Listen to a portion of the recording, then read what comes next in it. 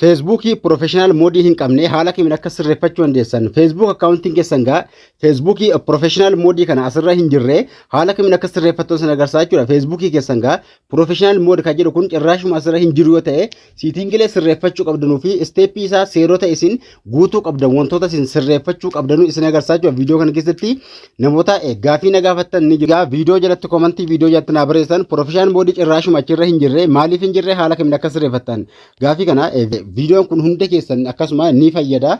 Facebook keessan professional mode hin qabu ta'e maaliif hin qabne haala kamiin sirreeffanna haala kamiin akka professional mode nu ba'u gochuu dandeenya. Kanaafuu Facebookiin professional mode hin qabne maaliif hin qabne haala kamiin akka immoo sirreeffachuu dandeessa. Siitingilee sirreeffachuu qabdaniif wantoota isin hordofuu qabdan tokko tokkoon isin agarsiisa. Viidiyoo kana hanga dhuma dhaggeeffadhaa isin jedha. Namoonni haaraa ta'an chaanalii koo subscribe gochuudhaan maatii kootti dabalamaa akkasuma viidiyoo laayikii tuquun dhaggeeffadhaa isin jedha. Facebook inni tokkoffaan gaa qaxaanumaan gara barnootaa isin geessa. Inni tokkoffaan gaa Facebook keessan professional mode kan inni hin qabne sababoota anamma asirratti ni barreessu kana tokkoon ni sirreeffattu jechuudha. Bilbila keessa irratti Facebook keessan ni sirreeffattu jechuudha. Na hordofuu qabdu.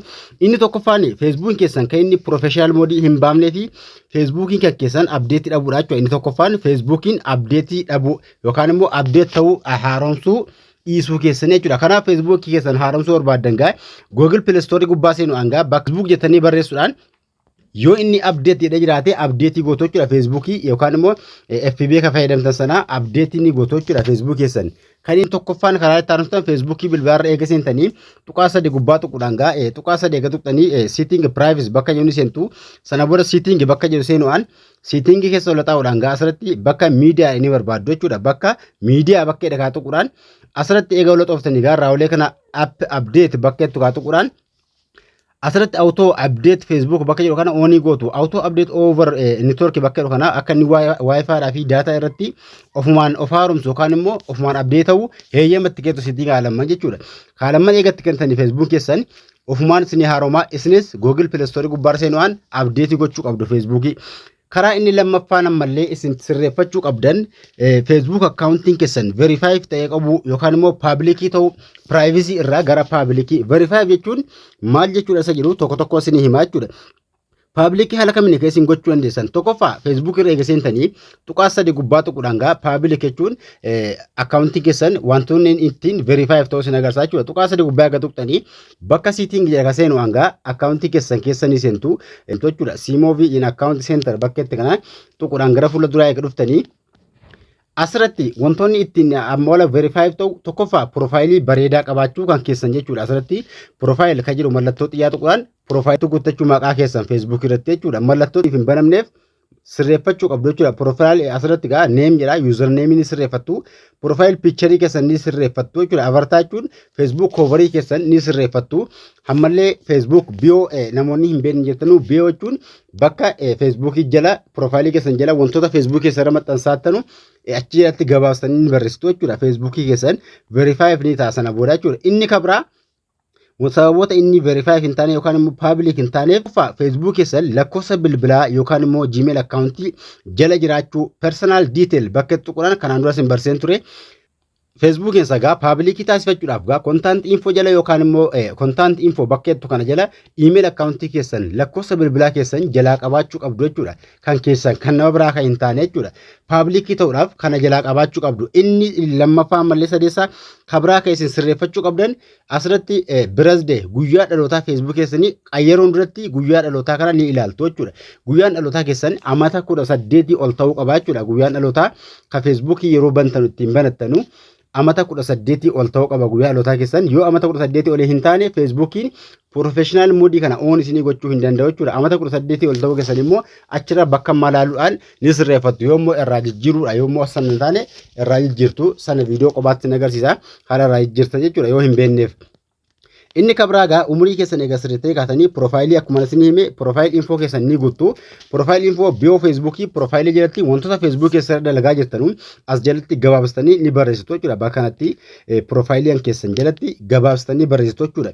Inni tokkoffaan Facebook update gochuu, lammaffaa accounting keessan public ta'uu, inni sadeessaa immoo sababoota Facebook professional mode hin banamneef hin banamneef jechuudha. Sababoota hamman isinii himee jechuudha. Lakkoofsa bilbilaa, email akkaawuntiidhaa fi guyyaa dhalootaa feesbuukii piroofaayilii akkasuma feesbuuk koovar kan piroofaayilii dubba jiru sana kana hunda yoo hin qabaanne feesbuuk keessan paabliikii ta'uu hin danda'u akkasuma piroofeshinaal moodii isinii hin banamu jechuudha. Kanaaf kana ni sirreeffattu wantoota hamman isinii himee kee hundaayyuu inni macarashaa inni arfeessaa isin sirreeffachuu qabdan jechuudha. Feesbuukii namoo feesbuukii kan keessan irra gadi qabuudhaan gara siitingii deemee isin agarsiisa. Mallattoo kaatuquudhaan siitingii keessanii seentu. Eega siitingii seentanii yookaan immoo karaa siitingii isin agarsiisa. Siitingii bilbilaa seenu hanga bakka appilikeeshin jedhanii barbaaddu jechuudha. Bakka appi siitingii jedhee baasa yookaan immoo appilikeeshin jedhee baasa kan namni tokko achi keessa eegisentanii appii feesbuukii irraa olee kana keessa ni barbaaddu. Bakka feesbuukii irra gatuqxu feesbuukii irra jechuudha. Appii siitingii bakka appilikeeshinii hundi taa'u eegalattanii jechuudha. Achi eega tuqxanii ol xaa'uudhaan gaa istooreejii bakka itti kaatuquudhaan feesbuukii keessan kileer cheech kayetti kan harka mirgaa jirtu qofati ni qulqulleessitu jechuudha. Kana qofati yoo inni piroofeshinaal moodii isiniif hin baafne. Kana eega qulqulleessitanii kaatanii feesbuukiin keessan paaspoortii isaanii beektu akkasuma immoo ammallee lakkoofsa bilbilaa yookaan iimeelii jalaa qabdu yoo ta'e feesbuuk keessan akka inni piroofeshinaal isinii haaromsu yookaan abdeet isinii godhuuf yeroo takka looga awut gootanii keessaa baatanii itti deebi'uu qabdu jechuudha. Looga awut jechuun bakka kana kun asirraa feesbuukii gubbaarra piroofaayilii tuquudhaan looga awutii keessaa gootanii kaatanii feesbuuk keessan awwala keessan sirreeffachuu qabdan paaspoortii feesbuukii baruu qabdu. Iimeelii jala jiru keessa ta'uu qaba lakkoofsa bilbilaa jala jiru keessan ta'uu qaba jechuudha. Loogawutii kana egaa si'a lama tuquudhaan loogawutii keessaa gootu hamman isin agarsiisuuf waan ta'eef keessaa ba'uu hin barbaanne. Loogawutii jechuun yeroo takka bilbila keessarraa feesbuukii akkaawuntii keessaa balleessanii yeroo isin lammata seentanu iimeelii keessanii fi akkasuma paaspoortii feesbuukii keessanii isin gaafata malee waa takka isinirraa hin barbaadu sanaan seenuu dandeessu jechuudha. Kana arfan wantoota hamma isin agarsiise hunda isaayyuu yoo sirreeffattan jechuudha. Wantoota hamman isinii himee kee hunda yoo sirreeffattan feesbuukii keessan piroofeshinaal moodiin isaa isinii ba'a jechuudha. Achirratti isinii ba'a piroofaayilii keessan tuquudhaan tuqaa 3 tuquudhaan piroofeshinaal moodiin kun tan oof jedhee jira ammaan kun kan keessan tan oon jedhee isinii ba'a. Namoonni takka immoo daalachaa'ee ba'a tan oon gochuudhaaf isiniif hin mijaa'u jechuudha. Yoo daalachaa'ee ba'ee tan oon gochuun isinii akkasuma akka tan oon gootan isin gaafachuu didee sun waa xiqqoo sirreessitu akkaawuntuma keessan paaspoortii isaa jijjiirtu akka iimeelii akkasuma lakkoofsa bilbilaa jala jiru hunda verifaayiv ni gootu jechuudha. Sana booda feesbuuk keessan akka isin ajjalatti tan oon gootanu isinii feeyyamaa jechuudha ofumaan. Kanneen kana sirreeffachuudhaan gaa hammallee yoo isin sirraa hudee kana sirreeffattan namoonni isiniif hin sirraayin ammallee koomantiitti naa barreessaa isiniin jira gaafii fi akkasuma wantoota feesbuukiidhaan wal qabate waan isiniin gallee jiraate koomantiitti naa gaafadha. Viidiyoo kana akka namoota hedduu bira gahuuf laayikii fi sheer gochuu hin dagatinaa gaafii qabaattan barreessaa kutaattan hanga walxunutti nagaan tura.